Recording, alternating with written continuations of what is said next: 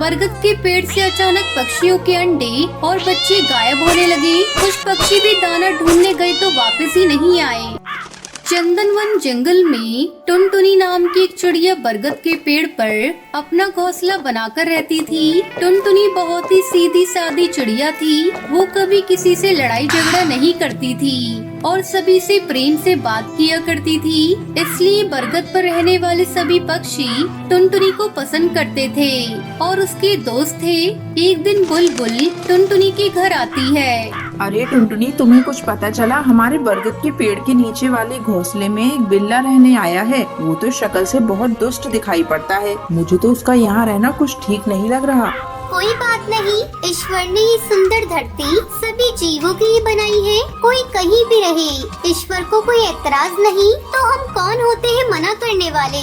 अरे तुम तो सबको अपनी तरह ही सीधा साधा समझती हो। कुछ लोग बहुत बुरे होते हैं, उनसे सावधान रहना चाहिए। बस मैं तुम्हें यही बताने आई थी कि अपना ध्यान रखना और उस दुष्ट बिल्ला से सावधान रहना। इतना कहकर बुलबुल अपने घर चली गई। तभी टुनटुनी के घर की बेल बजी। अरे बिल्लू भाई। नमस्ते बहन जी, मैं आपका नया पड़ोसी बिल्लू बिल्ला हूँ। दरअसल मुझे चाय पीने का मन कर रहा था, तो सोचा अगर आपके घर से थोड़ी चाय की पत्ती, दूध व चीनी मिल जाता तो चाय बना लेता। वो क्या है ना कि मेरा सामान अस्त व्यस्त है, जिसे तरीके से लगाने में काफी समय लगेगा। अंदर आइए, मैं खुद आपके लिए चाय बनाकर ले आती हूँ। पड़ोसियों को तो एक दूसरे की सहायता करनी ही चाहिए। और अब तो आप भी हमारे पड़ोसी हो गए हैं। अरे वाह, ये तो बहुत ही अच्छा रहेगा। आप तो बहुत ही दयालु और अच्छी चिड़िया हैं। वरना इस बरगद के पेड़ पर और भी पक्षी रहते हैं, उन्होंने तो मुझे पानी तक नहीं पूछा। टुनटुनी उसके लिए चाय बनाकर ले आई। साथ में टुनटुनी ने कुछ बिस्किट और नमकीन भी टेबल पर सर्व कर दिए। बिल्लू सारी प्लेट साफ कर गया और जमकर टकार ली। बहन, बहुत ही स्वादिष्ट चाय और नाश्ता था। चलो, दिन भर का काम तो चल जाएगा। अब रात का खाना किसी होटल में जाकर खा लूंगा। चलता हूँ, घर पर बहुत काम है। अरे बिल्लू भैया, आप बस घर का सारा सामान लगाइए। मैं आपके लिए रात का खाना पका कर रखूंगी, आप यही खा लेना। बिल्लू बिल्ला बहुत ही लालची और मांग मांग कर खाने वाला बिल्ला था। कभी अपने घर पर खाना नहीं पकाता था, हमेशा दूसरे पक्षियों के घर खाने के समय पहुंच जाता था। कुछ ही दिन में सारे पक्षी उसका स्वभाव समझ गए थे। अब कोई भी पक्षी उसके आने पर उससे चाय नाश्ता नहीं पूछता था। वो निराश होकर कुछ देर बातें करके चला जाता है। पर टुनटुनी अपने स्वभाव से मजबूर थी, हमेशा उसके लिए कुछ न कुछ चाय नाश्ता या खाना परोस देती थी। एक दिन टुनटुनी बुलबुल के घर गई। ये बिल्लू बिल्ला तो रोज 3 समय मेहमान बनकर मेरे घर आ जाता है। मैं मना भी नहीं कर पाती और मुझे से चाय नाश्ता कराना पड़ता है। मैं खुद एक गरीब चिड़िया हूँ, भला मैं किसी की जिम्मेदारी कब तक निभाऊंगी? टुनटुनी, दुनिया में सभी लोग तुम्हारी तरह सीधे नहीं होते। मैंने तो पहले ही कहा था उससे सावधान रहना। कोई भी पक्षी बिल्लू को भाव नहीं देता, इसलिए वो बस तुम्हारे घर ही जाता है। खैर कोई बात नहीं, जब जागो तब सवेरा। अगली बार वो आए तो घर का दरवाजा ही मत खोलना। कह देना मेरी तबीयत खराब है, मैं आराम कर रही हूँ। टुनटुनी को बुलबुल का आइडिया पसंद आ गया। अगली सुबह बिल्लू उसके घर आया। बहन, दरवाजा खोलो, ये मैं हूँ बिल्लू बिल्ला। टुनटुनी ने अंदर से ही उसे उत्तर दिया। बिल्लू भैया, मेरी तबीयत ठीक नहीं है, इसलिए आराम कर रही हूँ। आज आपकी सेवा नहीं कर सकूंगी। अरे मेरी बहन बीमार है, तो मैं कैसे शांति से बैठ सकता हूँ? अभी डॉक्टर को लेकर आता हूँ।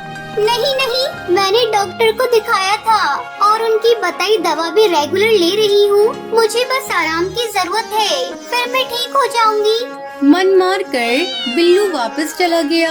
इसके बाद तो ये रोज का नियम हो गया कि टुनटुनी किसी न किसी बहाने से उसे दरवाजे से ही लौटा देती है। ये टुनटुनी तो बहुत होशियार हो गई है, इसे सबक सिखाना ही होगा।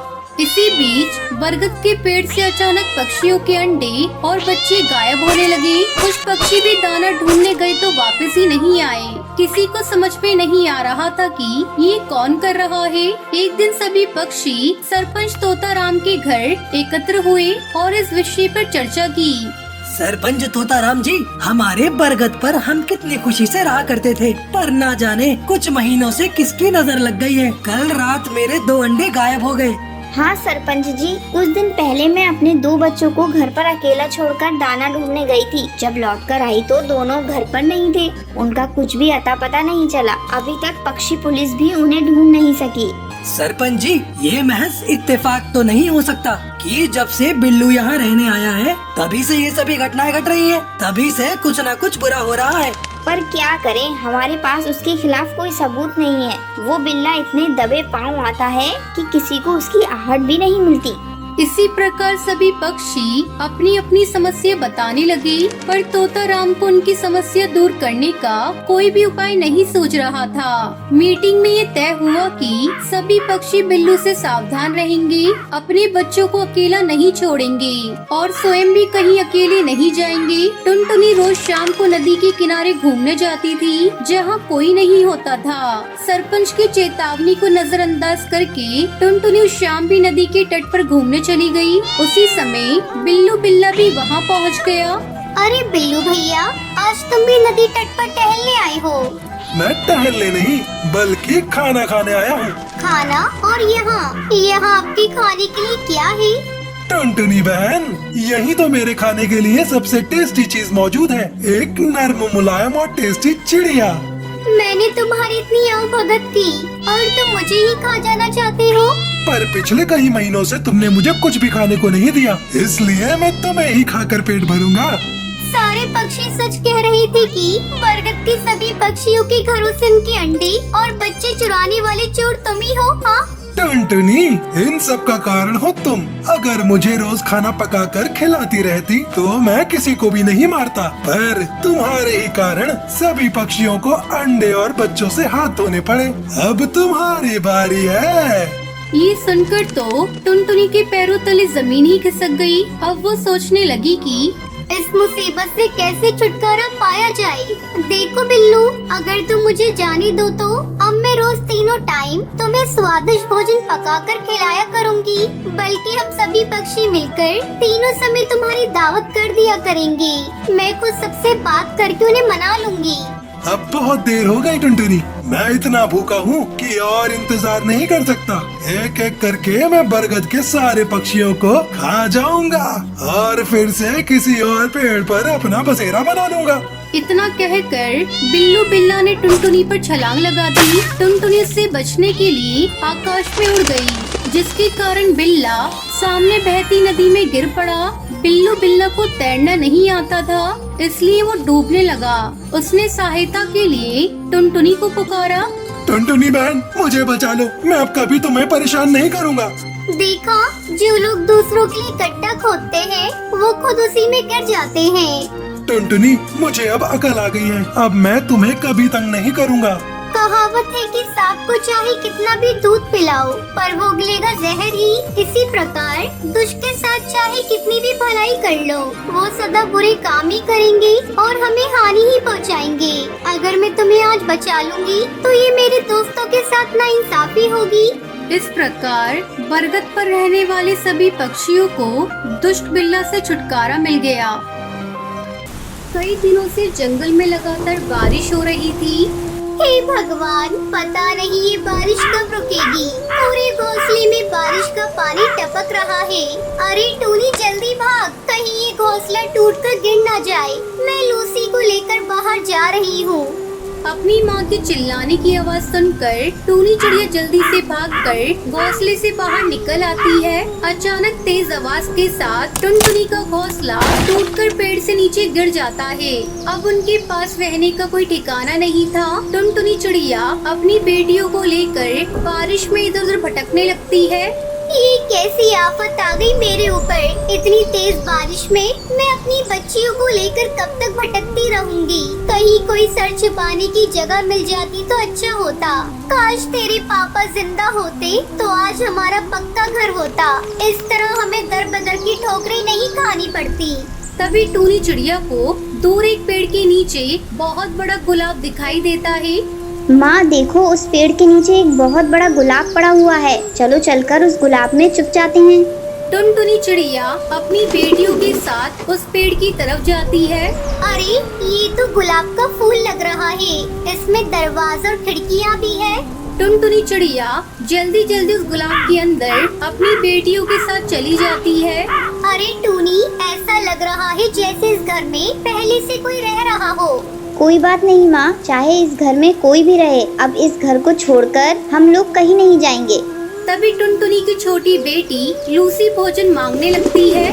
माँ मुझे भूख लगी है, मुझे कुछ खाने को दो। लूसी तू पागल हो गई है क्या? इस बारिश में माँ भोजन लेने कहाँ जाएंगी? चुपचाप सोने की कोशिश कर।